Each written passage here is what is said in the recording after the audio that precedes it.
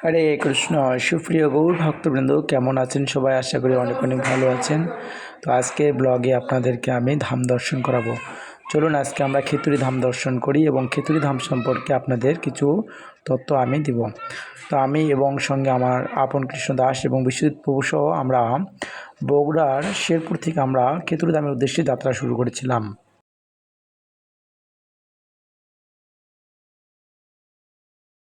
তো আমরা অল্প কিছুক্ষণের মধ্যেই আমরা খিতুড়ি ধাম পৌঁছে যাব। হরে কৃষ্ণ। প্রথমে আমি আপনাদেরকে ভজনতলি দর্শন করাবো। তো এখন আমরা ভজনতলির উদ্দেশ্যে আমি এবং বিশ্বজিৎ প্রভু সহ আমরা এখন সেখানে যাচ্ছিলাম। তো তারপরে আপনাদেরকে আমরা প্রেমতলি, ভজনতলি এবং এই যে পদ্মার তীর দেখছেন সেটা আমরা আপনাদেরকে দর্শন করাবো। যে এই পদ্মায় গৌরাঙ্গ মহাপ্রভু নর্তমের জন্য প্রেম গচ্ছিত রেখেছিলেন। হরে কৃষ্ণ। সুপ্রিয় ভক্তবৃন্দ, বলতে বলতে আমরা চলে আসলাম ভজনতলি। তো এটা অত্যন্ত সুন্দর একটা মনোরম পরিবেশ। এই ভজনতলিতেই ঠাকুর মহাশয় এখানে বসে ভজন করতেন। এখানে একটা বিরাট বটগাছ রয়েছে। কথিত আছে শাস্ত্রগ্রন্থে যে এখানে বসে তিনি ভজন করতেন। তো এখানে আমরা এসেই প্রথমে আমরা প্রণাম নিবেদন করলাম, দেখতেই পাচ্ছেন। তারপরে আমি এখানে কিছুটা ভিডিও করছিলাম এবং এই ভজনতলি অত্যন্ত প্রসিদ্ধ। তো এখানে সারা দেশ বিদেশের সমস্ত ভক্তরা এসে এখানে সেই শ্রী নরোত্তম দাস ঠাকুর মহাশয়ের আবির্ভাব তিথি, তিরোভাব তিথিতে এখানে এসে তারা ভজন করেন এবং সুন্দর পরিবেশ। এখানে জপ করলে মনে হয় যেন বৃন্দাবনে বসে জপ করছি, এমনটি মনে হবে। চতুর্দিকে ফসলের মাঠ।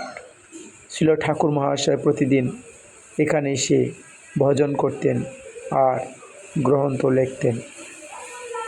সুপ্রিয় গৌর ভক্তবৃন্দ, আপনারাও এখানে আসবেন। শ্রীপাদ ভূমিতে এটা খিতুড়ি ধাম অত্যন্ত গুরুত্বপূর্ণ। যে শ্রীল নরোত্তম দাস ঠাকুর মহাশয় তিনি এখানে ভজন করতেন।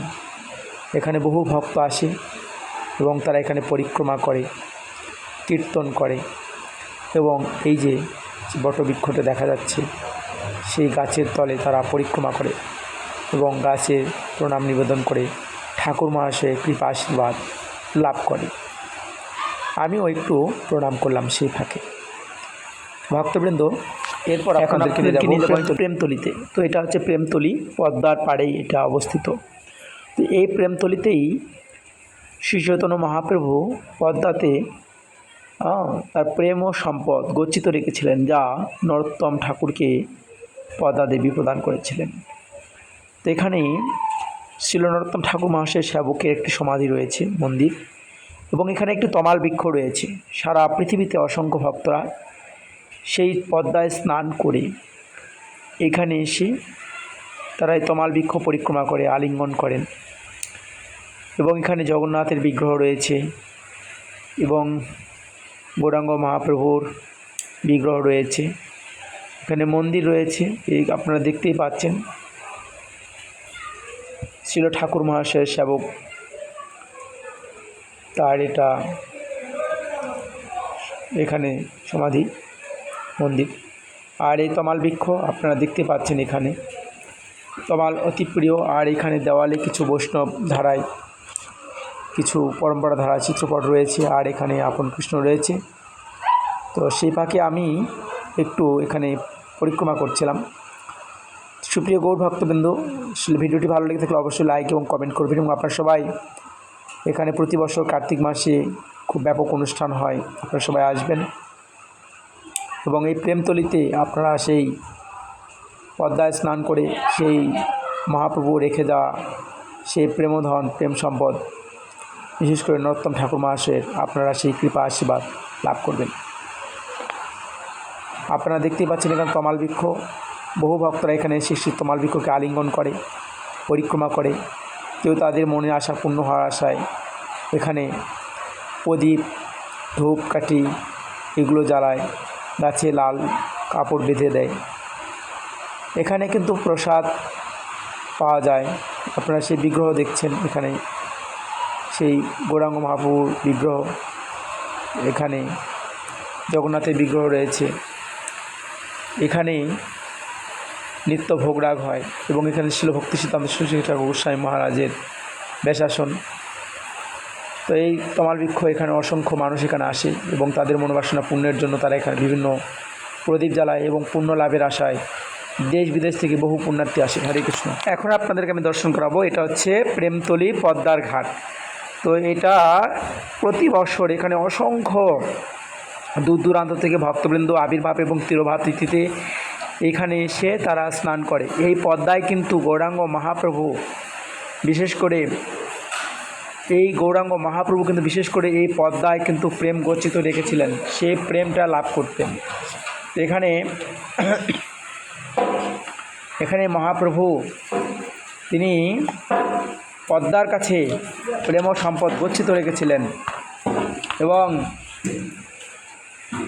প্রভু কাহে শ্রীপাদ বুঝি করো ভাবনা, আমার গুণ তুমি না জানো আপনা। কি বলছে? নীলাচল যাইতে যত কান্দিয়াছে তুমি, সেই প্রেমা দিনে দিনে বান্ধিয়াছি আমি।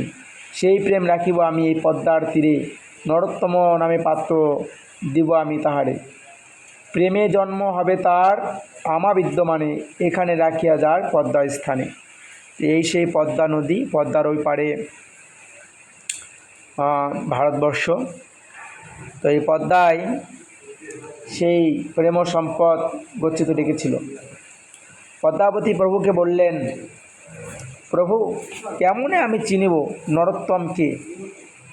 শ্রীমন মহাপ্রভু বললেন, যাহার পরশে তুমি অধিক উছালিবা, সেই নরোত্তম প্রেম তারে তুমি দিবা।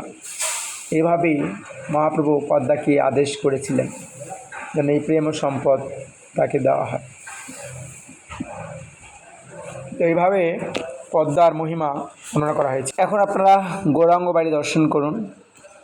এটা হচ্ছে সেই গৌরাঙ্গ বাড়ি, যেখানে এখানে প্রতি বছর মেলা বসে, দেশ বিদেশ থেকে অনেক দর্শনার্থী ভক্তরা এখানে আসে। আমরা এখন আপনাদের পুরো এই গৌরাঙ্গ বাড়ি যে মন্দিরটি রয়েছে সেটা আপনাদেরকে ঘুরে দেখাবো। আপনারা আমাদের সঙ্গে থাকুন। হরে কৃষ্ণ। এটা হচ্ছে সেই গৌরাঙ্গ বাড়ির মন্দির। হরে কৃষ্ণ। আপনারা দর্শন করুন গৌরাঙ্গ বাড়ির মন্দির। আর এখানে ছিল ঠাকুর মহাশয় রাজা কৃষ্ণনন্দন দত্তের মহাসমারোহে পুত্র অন্নপ্রাশন করিলেন এবং এখানেই 1532 খ্রিস্টাব্দে খিচুড়িধামে রাজা কৃষ্ণনন্দন দত্তের সহধর্মিণী নারায়ণী দেবীর গর্ভে মাঘী পূর্ণিমার গোধূলি লগ্নে শ্রীল ঠাকুর মহাশয় এখানে আবির্ভূত হয়েছিলেন এই গৌরাঙ্গ বাড়িতে। এখানে ঠাকুর মহাশয়ের শ্রীপাঠ ভূমি। হরে কৃষ্ণ। তো ভক্তবৃন্দ, আপনারা এখন এই গৌরাঙ্গ বাড়ি দর্শন করুন। এখানে অনেক মন্দির রয়েছে। তো আসলে আমি অনেক ব্যস্ততার জন্য এখন আর ভয়েস দিচ্ছি না। আপনারা দর্শন করুন এই গৌরাঙ্গ বাড়ি খিচুড়িধাম থেকে। হরে কৃষ্ণ। ভিডিওটি ভালো লাগলে অবশ্যই লাইক এবং কমেন্ট করবেন। হরে কৃষ্ণ।